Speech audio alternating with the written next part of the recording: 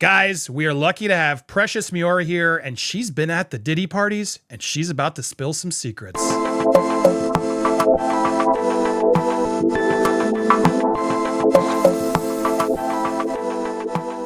Welcome to Popcorn Planet's The Interview, the series where we get in depth with amazing people, and I'm so honored to have this special guest with us here. Precious Muir, welcome to the show. How are you doing? I'm good. How are you, my love? I'm great. I'm so happy to have you here. I'm making sure I center you a little bit more. There we go. So honored to have you here. You have some stories to tell. You've survived the white parties, and I'm so Yes. grateful you're. And you've been doing a really good job spreading awareness, I feel like, for a lot of people to be more prepared for what these Hollywood parties are like. You've lived to tell. Yes. You've become a broadcaster yourself. An Yes. amazing story you have, and I'm just happy to have you here. Welcome. How are you doing today?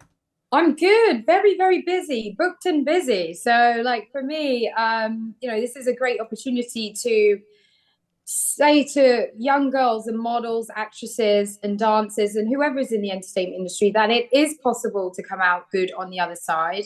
The things that you go through, you have to, I would suggest talking through them, going to therapy, whatever you've actually been through in this entertainment industry. It's better to have a conversation instead of trying to hide it. And I think this is why there is big conversations happening now. Hollywood is at the moment trying to, deal with all of the repercussions of these monsters' actions. And so we're hearing, we're in a time now where people are actually finding their voice. And I had that opportunity to get through it. And now this is where I'm going to be sharing my story.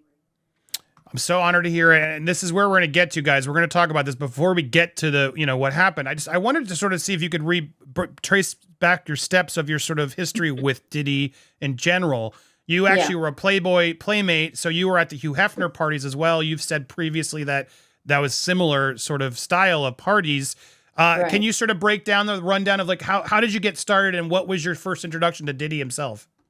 Okay, so basically, I was a Playboy bunny. So a Playboy bunny representing New York State.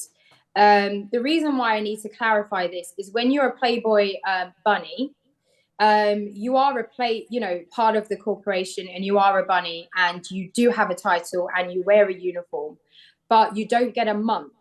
And the reason why I never pursued a month is because being Playboy of the Month, I was told there was insinuations multiple times that I had to do something to stand out to Hefner and the team. And that to me seemed like there was a underlining tone of what is it that I have to do to get this role. So I was happy to be a Playboy bunny. And I was paid by the corporation to attend events, signings, photo shoots, lingerie stuff, you name it. I did it with the Playboy company for 2.5 years. But like I said, the entertainment industry is very, very, very messed up when it comes to, the bigger you get, the more you had to do to get there. And so if you're not willing to put yourself in that position, you kind of have to put your foot down. And so I was very aware of what some of the other playmates have told me and how they got that position. And so I decided not to pursue it any further.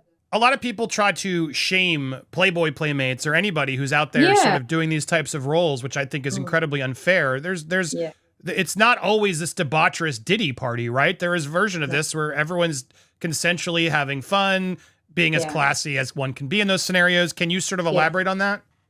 Yeah, I feel like there is a stereotype that people feel like everyone is loose maybe and just not together and classy and sophisticated.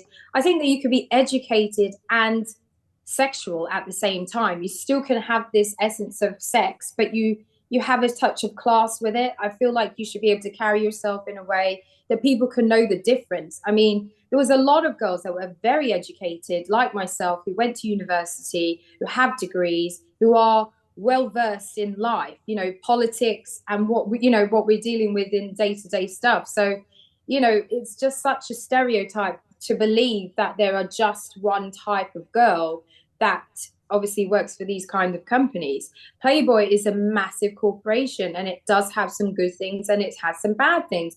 And I experienced both. I mean, I was very proud to be working with the company. I did have obviously interactions with Hugh Hefner. The first interaction I ever had, he did grope my ass, and I thought that was kind of strange. I experienced walking into the Hugh Hefner parties, the grotto and all of that stuff. Ron Jeremy, who we very much know as a porn star, was there having a go with two girls. So there is became worse than just a porn star. He was convicted, I believe. Well, that's what I mean. Yeah. So, everyone keeps saying to me, like, how did you keep, why did you keep going? Why were you there? I'm like, it literally is around me. If I don't stay at home, this is the atmosphere I'm in. Like, I have no choice. I have to learn to survive amongst these walls. There's no point in me saying, well, I can't go to this party because he's going to be there. That person's going to be there. They're always going to be amongst us. The entertainment industry is full of them. Hollywood is full of these people. So it's hard to say not to go to this party and that party because of that person that who's done this. It's too difficult. It's so difficult. And back then, as I said, there's no social media. There was no Instagram, there was no MySpace, there was MySpace, there was no Facebook or anything that was really a part of creating your career like it is now. And so you had to do those parties to be able to be around those kind of people to elevate your career. And I was able to do that. And there was positives. I mean, I basically met at a Diddy party, a person who put me in touch with somebody who worked at MTV. And basically I was casted as a Hip Hop Squares green room model.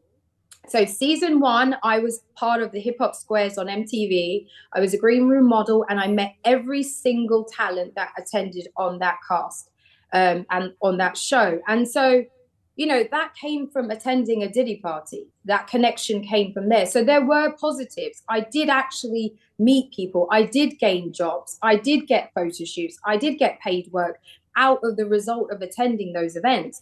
So there were positives to why I kept going back. Yeah. And obviously, those experiences are always going to be with you in the back of your mind because you're like, wow, I put myself at risk to be a part of this, crowd. But then, hey, I got a job on MTV. So it's like, know what I mean? It's not as easy as black and white, like everyone says. Like, why did you keep going back? I was like, well, you're encouraged by your agent to go back. That's the reason. I've seen comments in some of your pieces that are like, why didn't she say anything? She stays silent. Can you sort of explain? Because I understand why you didn't. At the same time, as you're meeting Diddy, there's a fear to it as well, right? Not only of losing the work, but Diddy had it seemed a aura of power and attitude that I imagine also made it hard for anyone to sort of call out at the time. Can you elaborate on that? I mean, when I first met him, he has this aura about him. He has a way, he just has something that he has a kind side, as it were, because he's talking to you, but you do fear him because you're like, you don't know what his next move is going to be. You don't know what he's going to respond or what he's going to say. And he is very, very dominant. Like, he wants to control the situation. He wants to control his inner circle. He wants to make everyone have a good time and enjoy his parties. And so, it is scary because you think, this person or possibly his social network or the people he's around could make or break your career. If you say the wrong thing or you complain or I don't know, there's an element where you're just, I guess, manipulated in a way to make you feel like, oh, you have to please everyone around you. You can't say anything wrong. You don't want to say a bad thing. Or, when they're constantly asking, would you like to do drugs? And you're like, well, I don't do drugs. And they're like, well, why don't you do drugs? And so, like, it's a form of manipulation, and you are afraid as a new talent because you don't want to piss them off. There's so many elements to it. So you are scared. There is an element of fear, and I never spoke up, during that period of time because I feared for my life. Like, I was alone in New York. I had no family there. If I said the wrong thing, what could happen to me? I'm in a foreign country. it does take a group of people to come together and use their voice, but then others to feel comfortable to say the right thing as well. It does take that. I think the courage comes from unity and people saying, hey, this happened to me. And so I'm like, wow, this happened to me. Let's talk about it. Absolutely. So many people finally making it, others feel brave enough. At what point did you start fearing, oh, this is worse than I realized? Like, what point was it? Was it the first sip you had? What was the moment when you realized, oh, this isn't just, you know, a crazy guy? Like, there's something else going on here. Right. So my first party was obviously the vodka brand, and I was drugged. And I think once you've had that experience and you've gone through something like that, it's so traumatic that you believe that if you speak about it at the time, I don't know the consequences of what that could have been. So I didn't really talk about it. I should have gone to the police. I should have said something other than to my agent. I'm just thankful that there was somebody there. There was somebody at that party who helped me, because I could have ended up in a really bad situation. So this was at like a vodka brand party. You took this sip. It was the brand that he was associated with for many years. And I feel like that brand should have separated from him from a very long time, because he was using allegedly these events to invite them back to these private mansion parties and hotel parties and God knows what else. But he was utilizing the branded events to be able to, you know, get the girls to come over to his private spaces, allegedly. Do you think, because that's a big part of these lawsuits, are not just the Diddy, but the people involved, this sort of mafia environment, the people that were involved in the companies, et cetera. Do you think some of those vodka reps and others were there fully aware of what he was doing? I can't speak on that, to be honest, because I have no idea. I do know because of personal interaction with several of the security. I feel like the security that he has around him also needs to be held accountable, because they're in, their actions is just, in my opinion, is just involved as the rest of them, because they will. I mean, they would come up to you and ask you, "Would you like to attend?" I had one of the rappers that he's very close with, who seems to be very quiet at the moment, and it really bothers me when I do see him online, because I'm just like, it makes me cringe, because I remember what he did to me at a party. And have you named this person before? No, I have never named him, but I've noticed that he has distanced himself from Diddy very much so, and haven't really heard much from him. I don't think any of the inner circle really are speaking up in regards to what had happened or what they may have witnessed. But every time I see him online, I do cringe, and I remember him throwing ice at me at the club to get my attention.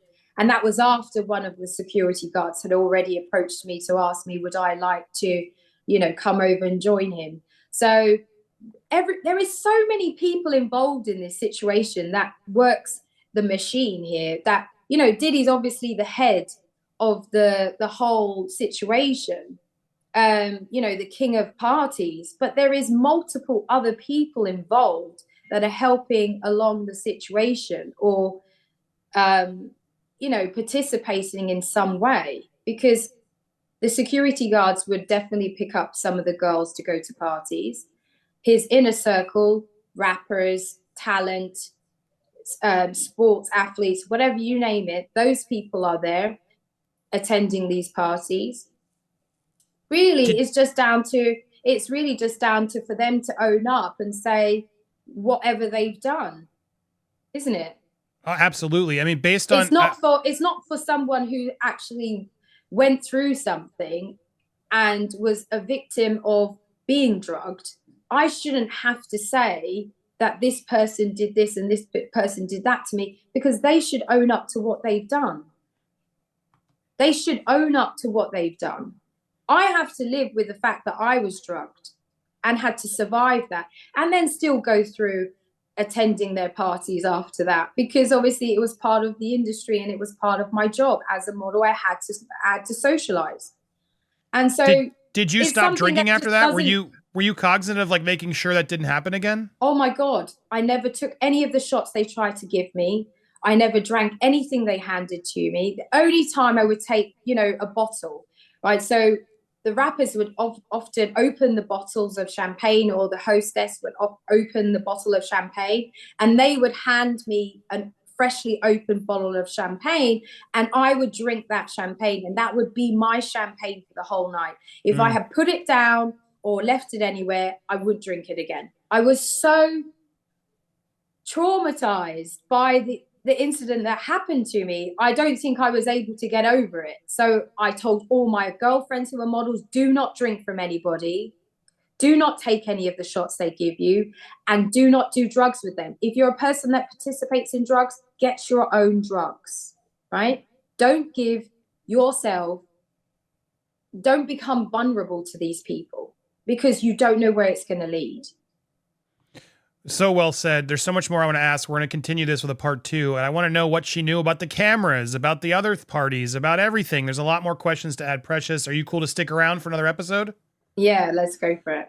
I want to make sure you guys support Precious, because she's got an Instagram over there. I want you to not only follow it, but you got a subscription going over there. She's a journalist, guys. She's out there doing so many amazing things, broadcasting out in London. So please go support her. She deserves your support, your respect, your follow. If you can support her with subscription Instagram, I urge you guys to head over there and do it. You can find her at Precious Muir, just the name, @ at Instagram. Please go follow her and stay tuned. Make sure you hit that subscribe button if you haven't already. We got part 2 coming. We're going to get into some more details, so hit that bell for all alerts, smash that like button, and leave your comments down below. Stay tuned for part 2.